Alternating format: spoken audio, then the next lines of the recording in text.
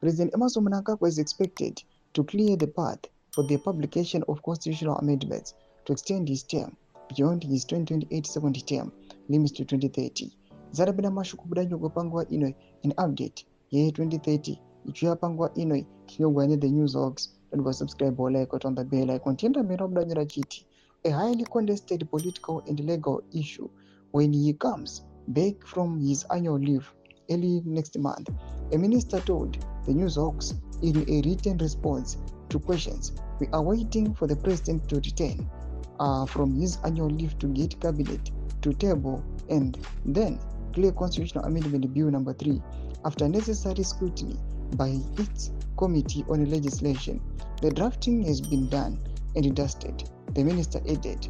The standard legal process required, as I explained to you earlier before Christmas, for this extension includes the following steps, namely legislative and public notice requirements. After Cabinet has cleared the draft bill, the Speaker of the National Assembly is to publish the precise terms of the proposed amendment in the Government Gazette. The bill cannot be introduced in Parliament until at least 90 days after its publication to allow for public scrutiny.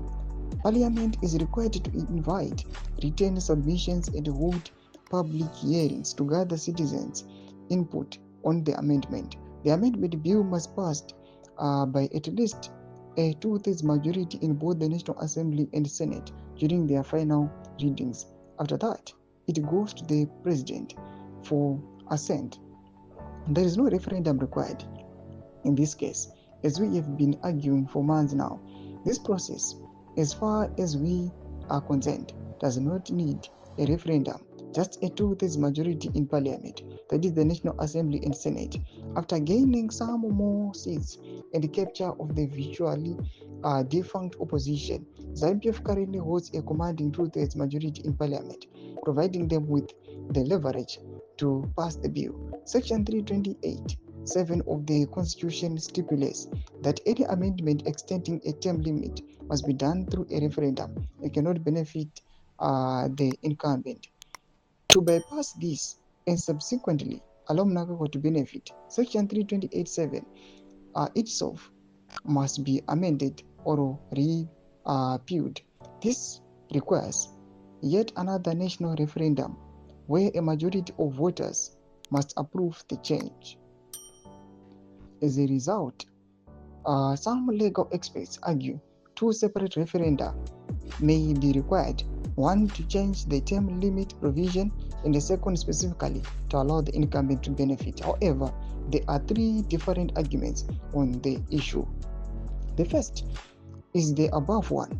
It can only be done through a 2/3 majority in Parliament and 2 separate referenda. A second argument explores whether the party can extend the presidency without technically increasing the number of terms.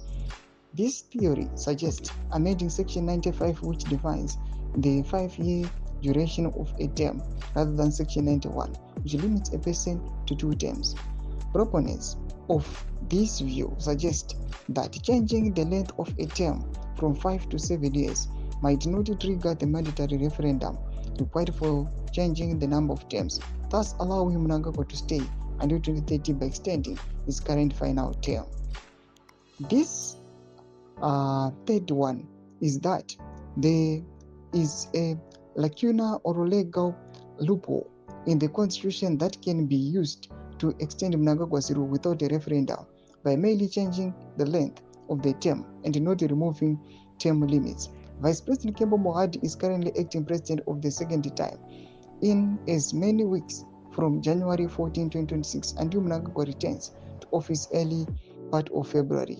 Prior to that, he was acting president from December 23 to December 31, 2025. Co-Vice President Kozano Chwenga was acting president from 1 January 2026 to 13 January 2026. This time, Mohadi was given more opportunity to act as president than Chwenga, who is looking in a fierce succession battle with Mnangagwa. Doma developments aripo. Penda comment section medu mzamafuru aim to clip on 2030. So subscribe or like, hit on the bell icon.